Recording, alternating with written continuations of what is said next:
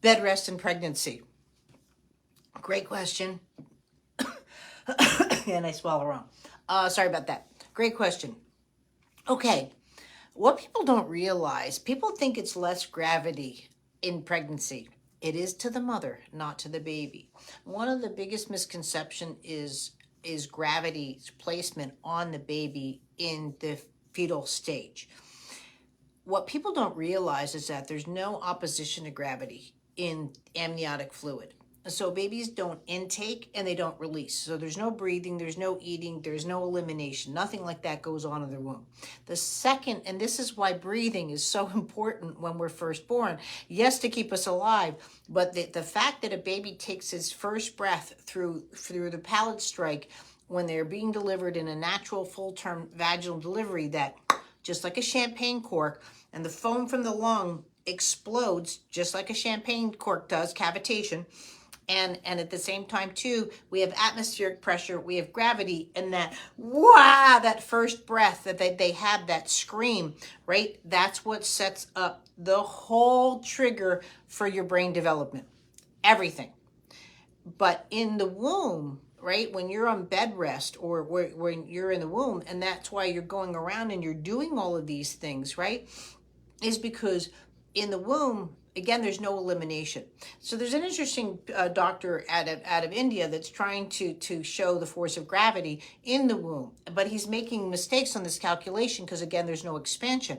And the reason this is a significant study is because in outer space, right, we're taught that it's a free fall, but it's not. You're taking away gravity, you're taking away rotational movement, so the only thing left is buoyancy. And this is why the DNA ripped on the Kelly twins, because he was in a sense, the neurologically a fetal state of growth.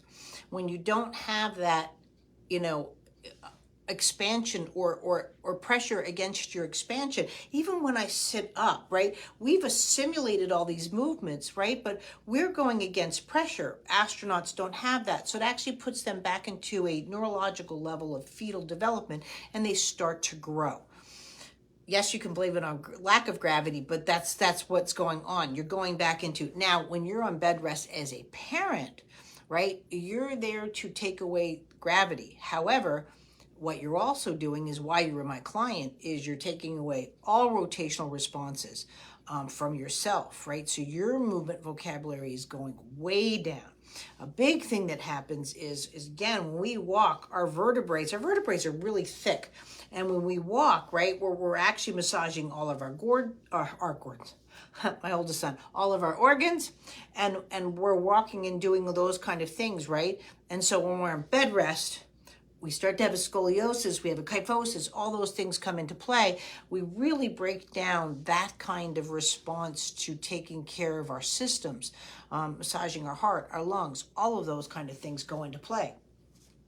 And so it's much harder for the mother to be a mother, in a sense, developing her child.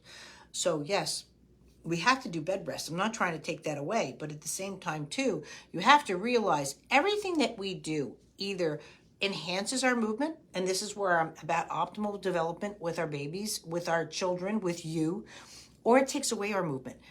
There's no chillaxing. There's no static for the brain or the body. You're either in a regressive force or you're in a progressive force, right? And so we need to have everybody's systems or their bodies at a progressive level of movement and development. You can blame it on the muscles, you can blame it on the skeletal system, you can blame it on the fascia. I don't care where you're picking your vocabulary from, but as far as what we need for development, that's what we're going after. So to say that there's less gravity on the mother, and yes, you're not putting pressure of the baby through the womb, let's say, in the pelvic structure, yeah, because they're not standing up, and that's what you're trying to do, is keep that baby in there. But as far as understanding gravity needs to be taken to a whole new level of complexity, because it's the only non-optional force that we have. We have it from the day we're born to the day we die.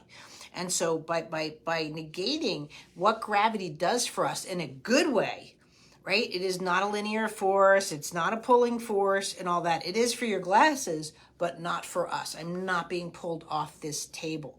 However, yes, if you're having already problems with that, and they're worried basically of gravity pulling that baby out, that kind of thing, and again, it's a conversation that people are having. They're really not going about it the right way. And so you're deteriorating the mother's ability to give birth. Again, I'm not saying don't do bed rest, but these kind of movements have to be negotiated, because all of a sudden now you're putting a mother through hard labor and she's just been in serious bed rest, muscle atrophy, this, that, and the other, and now she's going to give birth. You're risking your chance of C-sections because nobody can handle it.